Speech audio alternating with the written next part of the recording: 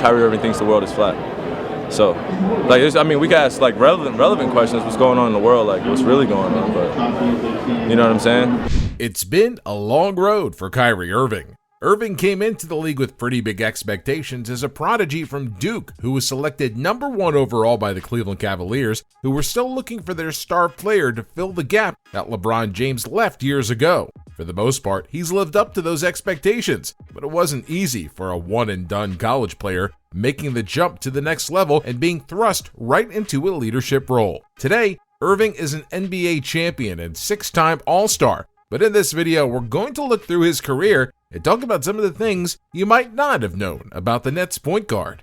But first, a simple reminder on how to enter our brand new giveaway. We will be giving away either an iPhone X Max, the new iPad mini, or a MacBook Pro. It's all your choice. So be sure to leave a like, comment the keyword, subscribe, and turn on notifications to enter the giveaway. It's really that simple. Let's start off with one that might surprise you. While Irving grew up in New Jersey and played for Team USA, his birthplace is actually thousands of miles away. It's easy to assume that everyone who has played for Team USA was born in the States, but that's not the case with Kyrie Irving. He was born in Melbourne, Australia, which is over 10,000 miles away from the state of New Jersey that Irving ended up calling home. That's not to say that Irving identifies as Australian. The Irving family wasn't settled down there permanently. Kyrie's father, Derek Irving, moved to the city to play in the Southeast Australian Basketball League, a semi-pro regional competition that has since been replaced by the similar NBL 1. Kyrie holds citizenship in both Australia and the USA and lived in the suburbs of Melbourne before the family moved again when he was 2 years old. They'd end up in New Jersey, which is where Irving played his high school ball and became one of the top recruits in the country. His spot on Team USA wasn't certain either. While Irving spent the vast majority of his upbringing in the United States, he did consider playing for Australia because it would have ensured his spot in the lineup. Australia coach Brett Brown was already familiar with Irving's father, and Irving was on the radar of the Australian national team before his career took off in the States. In the build-up to the Rio Olympics, where the USA eventually won gold, Australia actually believed they had a pretty good chance of getting Irving to choose them over the States. However, the States had some advantages that Australia just wasn't able to match. Coach K being in charge of Team USA was a big factor, as Irving had already played for him at Duke and was familiar with playing under him. The decision to play for the USA instead of his birth country turned out well for Irving, as he became the 4th player to win the NBA championship and a gold medal in the Olympics the same year. The other players? LeBron James, Michael Jordan, and Scottie Pippen. Pretty good company to be in. Next is that Irving's film career started earlier than you may think.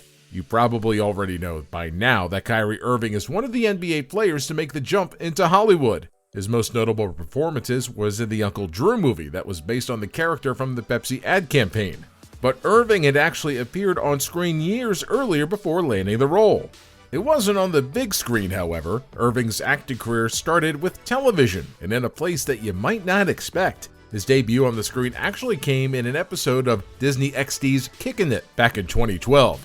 He appeared for one episode as himself, and he had the same role on a different show in 2016 where he showed up for one episode of We Bare Bears. 2012 was also when Irving originally got the Uncle Drew role, but at the time, it was a series of commercials. No one knew that the commercials would get popular enough to bring on a movie based on their main character. Obviously, Irving had to use a lot of makeup for this role, thanks to his character being a lot older than he is himself. Irving also had a writing role and wrote the second episode of the original Uncle Drew series, in which he starred in alongside Bill Russell and Kevin Love.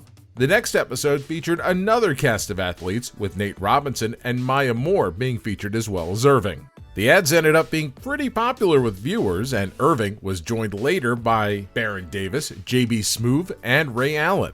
As you might be able to tell, Pepsi put a lot of effort into getting a star-studded cast for the campaign, which lasted years and continued to have Irving as the central character. The success of the ads played into the decision to make a movie based on Irving's character, and this movie similarly had a cast with a lot of big names and was released in 2018.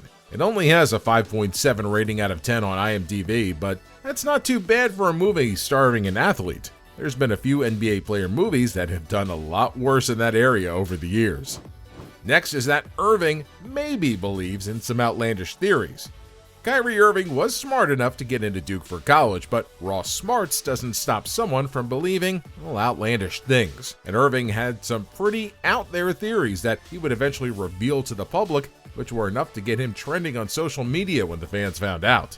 Irving is on the record saying that the Earth is flat, and his belief in the flat Earth theory was a shocking reveal for a lot of fans who didn't think someone who went to Duke could buy into such an idea like this one. It actually caused a pretty decent-sized controversy when it happened. A lot of people said Irving is a public figure and shouldn't say things like that because it would make his young fans buy into the same ideas. Others just kept the topic trending by posting memes because, well, let's face it, it's kind of funny on some level.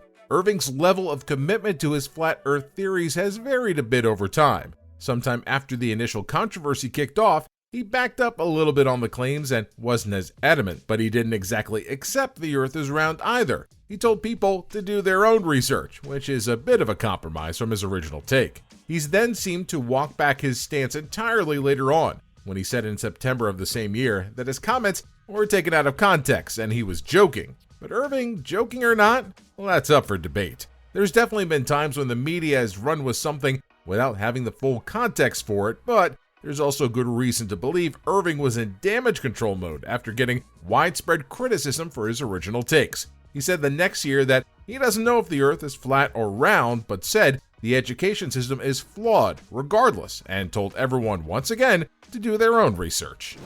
Next is that, like many players in the NBA, Irving has some lucrative business interests.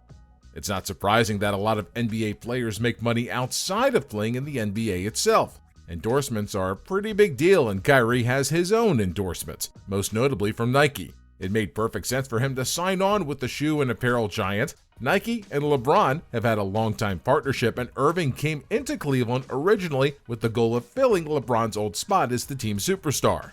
Of course, that goal might have been a little unrealistic, but after Irving was drafted number 1 overall, the pressure was on, regardless, and Cleveland's fan base was perfectly happy to appoint the young point guard as their savior. So it makes sense that Irving also received a shoe line from Nike, just like LeBron. The Kyrie series from Nike is pretty successful. They've released 6 iterations so far, and it looks like a Kyrie 7 is definitely something that will happen in the future. Kyrie's signature shoe actually dominates some of the other ones when it comes to which shoes the other players in the NBA decide to wear. The Kyrie series is worn even more by the other NBA players in-game than some famous ones such as Air Jordans or the LeBrons. It's only behind Nike's Kobe's in the rankings for signature shoes worn by other NBA players, which is pretty impressive considering some of the other big names who have their own shoe. Also, Irving has had some pretty interesting shoe collaborations, namely with the TV shows Friends and SpongeBob SquarePants. They sold out almost immediately after going on sale, so the lesson here is that SpongeBob is pretty effective for marketing a new designer sneaker and getting some big-time sales. That's it for this video, and hopefully you might have learned something you didn't know about Kyrie Irving. Thanks for watching.